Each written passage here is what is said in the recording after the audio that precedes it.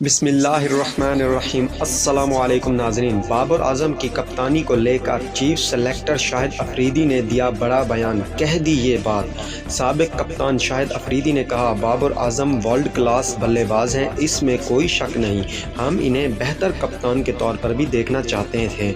Selection committee میں میرے ساتھ عبدالرزاق جیسے سابق کھلاڑی بھی ہیں، ہم بابر کی جتنی مدد کر سکتے ہیں اس سے بھی کہیں زیادہ اس کی مدد کریں گے۔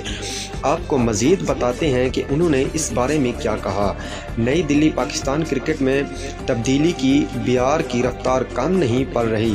عبوری چیف سلیکٹر شاہد افریدی نے وہاب بال اور ریڈ بال فارمیٹ میں الگ الگ کپتانوں پر کہا کہ اس پر تبادلہ خیال کیا جائے گا۔ حالانکہ بابر اعظم کی کپتانی پر میں نے نہیں بلکہ پی C B chairman Najam Sethi فیصلہ کریں گے۔ سابق کپتان شاہد افریدی نے کہا، بابر اعظم ورلڈ کلاس بلے باز ہیں، اس میں کوئی شک نہیں، ہم انہیں بہتر کپتان کے طور پر بھی دیکھنا چاہتے ہیں۔ سلیکشن کمیٹی میرے ساتھ عبدالرزاق جیسے سابق کھلاڑی بھی ہیں، ہم بابر کی جتنی مدد کر سکتے ہیں اس سے بھی زیادہ کریں گے۔ ٹیم میں صحیح کھلاڑی کو جگہ دینا ہمارا کام ہے، لیکن کپتان کے بارے میں فیصلہ پی سی بی کرے گی۔ پاک ٹی وی سے بات کرتے ہوئے سابق آل راؤنڈر نے کہا کہ نوجوانوں کو اس ٹیم میں رکھا جائے گا۔ آپ کو مزید اس کے بارے میں بھی بتاتے ہیں کہ انہوں نے اس بارے میں کیا کہا۔ اپنے گھروں میں کافی مضبوط ٹیم مانے جانے والی پاکستان 2022 میں اپنی زمین پر ایک ٹیسٹ میچ بھی نہیں جیت سکی۔ پچھلے 7 ٹیسٹ میں اس کو 4 میں ہار کا سامنا کرنا پڑا، جبکہ 3 میچ ڈرا رہے۔ آسٹریلیا کے خلاف 3 میچوں کی سیریز میں پاکستان کو 1-0 سے شکست ملی۔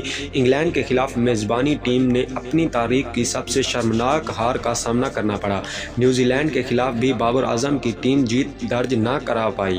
انگلینڈ کے خلاف چاروں خانے چیت ہونے کے بعد پاکستان کرکٹ میں آئی سونامی نے بہت کچھ بدل دیا۔